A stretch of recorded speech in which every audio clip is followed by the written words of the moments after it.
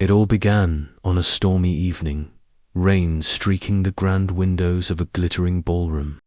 Crystal chandeliers scattered light across the polished marble floor, while laughter and the delicate clinking of wine glasses echoed around the room.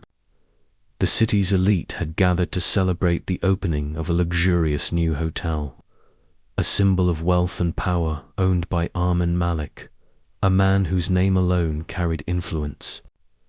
Cameras flashed relentlessly as he entered, tall, impeccably dressed, exuding the kind of self-assured confidence that comes only with success and fortune. Yet, among the sparkling gowns and polished shoes, there stood a woman whose presence barely registered. Her hands trembled slightly, her old uniform wrinkled and tired, her eyes reflecting a lifetime of struggle. Her name was Sarah.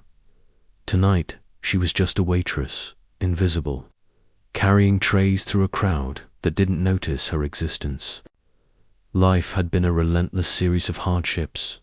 Her father's illness, her mother's death, debts piling up like walls around her tiny home. Every day was survival, every job a lifeline.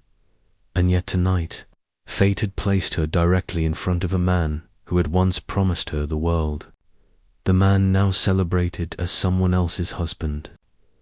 Sarah hadn't seen Armin in 5 long years. Once he had been her everything. The man who dreamed of building an empire, but also of building a simple, love-filled life with her. They had shared plans for a quiet future where affection mattered more than wealth. But dreams, she had learned, often collided violently with reality. Back then, Armand's business crumbled. His father passed, and ambition eclipsed love.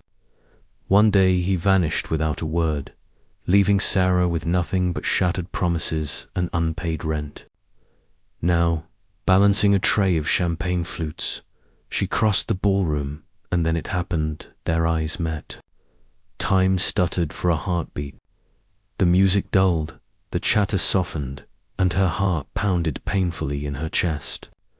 Armand's expression shifted recognition, surprise, and something that looked very much like guilt flickered across his face. But standing beside him was Mira, his wife, the epitome of elegance.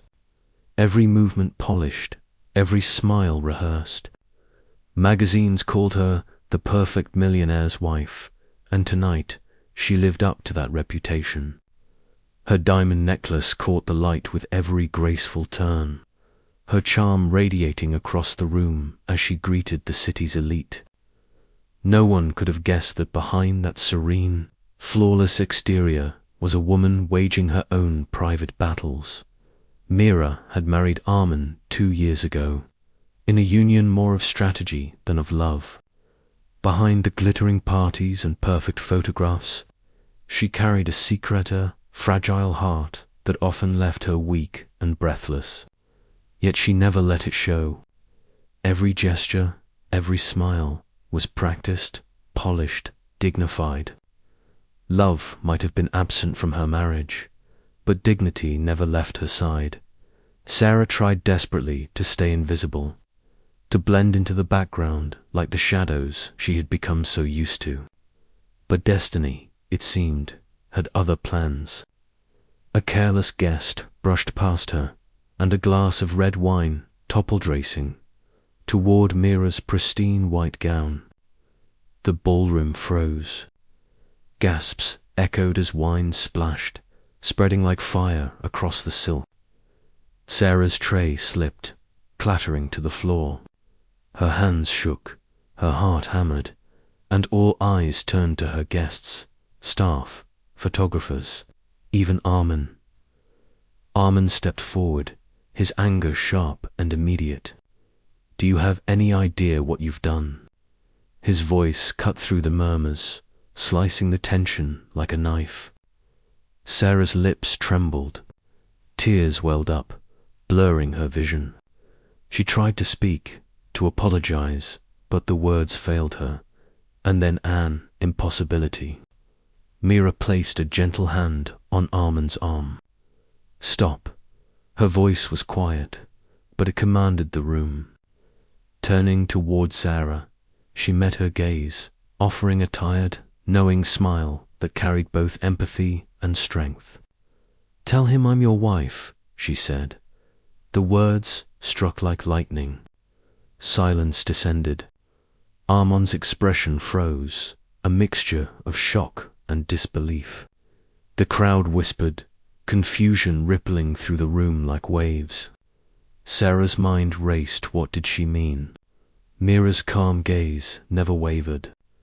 "Tell him I'm your wife," she repeated, her voice steady, unwavering. No woman should be humiliated for an accident.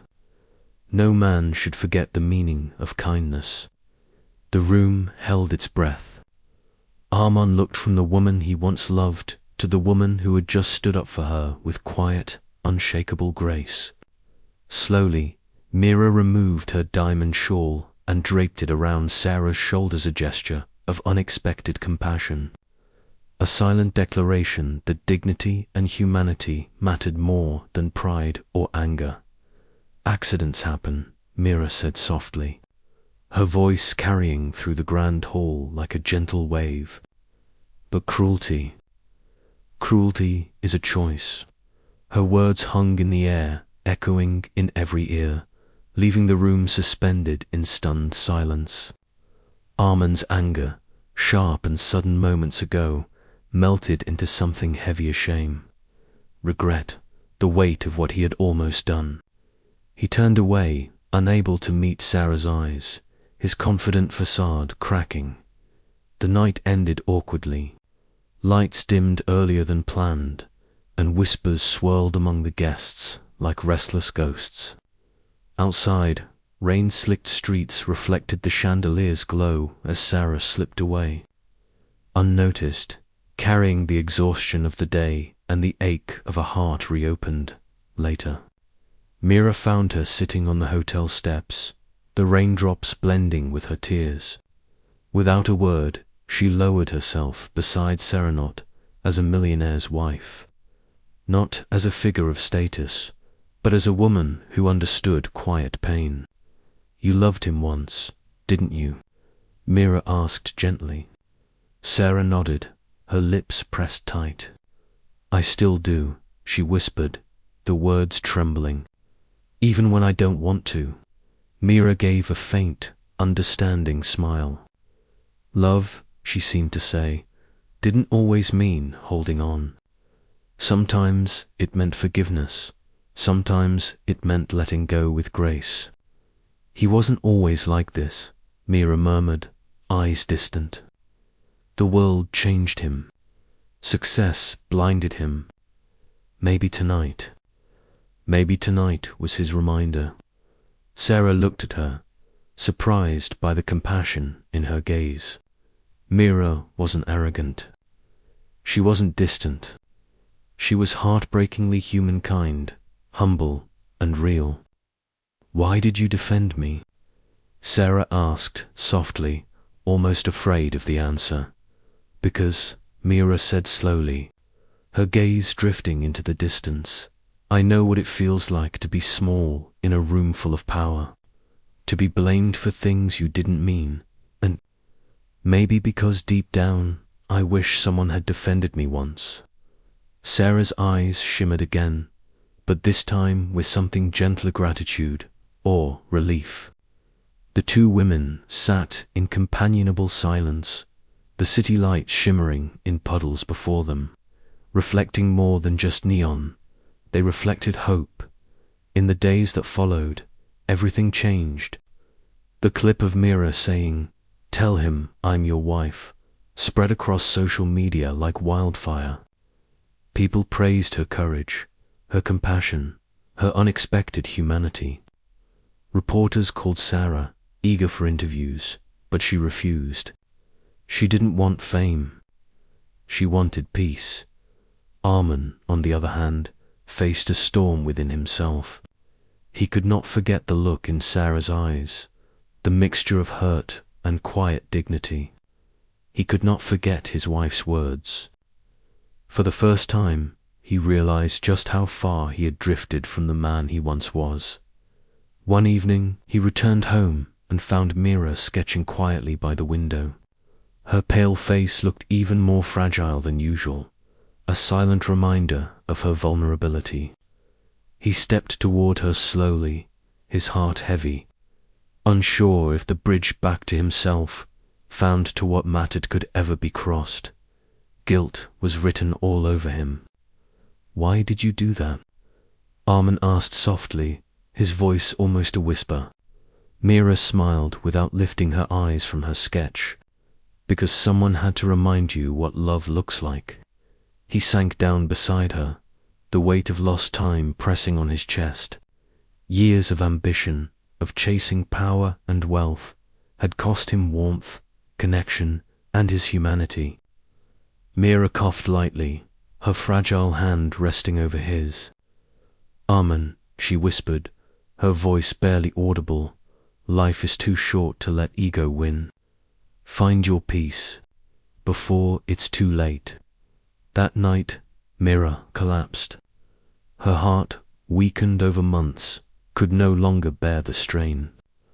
Armin rushed her to the hospital, where doctors' faces told him what words could not. Her heart was fragile, dangerously so. For 3 long days, he stayed by her bedside, holding her hand, whispering prayers, begging for a miracle. On the 4th morning, her eyes fluttered open. A faint, fragile smile graced her lips. "Promise me, you'll be kind again," she whispered, and then she was gone. The world mourned the woman whose quiet strength had taught millions a lesson in grace, courage, and compassion. Armin's empire endured, but he did not. He changed. He donated a portion of his wealth to hospitals, opened a foundation in Mira's name, and began visiting orphanages, shelters, and clinics, the places he had long ignored. Months later, he found himself standing outside a small cafe by the sea, its windows fogged with warmth and promise. It belonged to Sarah. She had left the hotel, using the secret gift Mira had sent her before passing a note that had cut straight to her heart. "This is not charity. This is faith. Build something beautiful." When Armin entered, Sarah looked up, her heartbeat skipping, recognizing the man who had once been everything and now carried only gentleness and regret. "I came to thank you," he said quietly, "for forgiving me, and for reminding me who I was." Sarah smiled faintly. "I didn't remind you," she said. She did. Their eyes drifted to a small portrait of Mira near the window, her smile framed by flowers. A silent guardian over the cafe, the silence between them was no longer heavy. It was peaceful.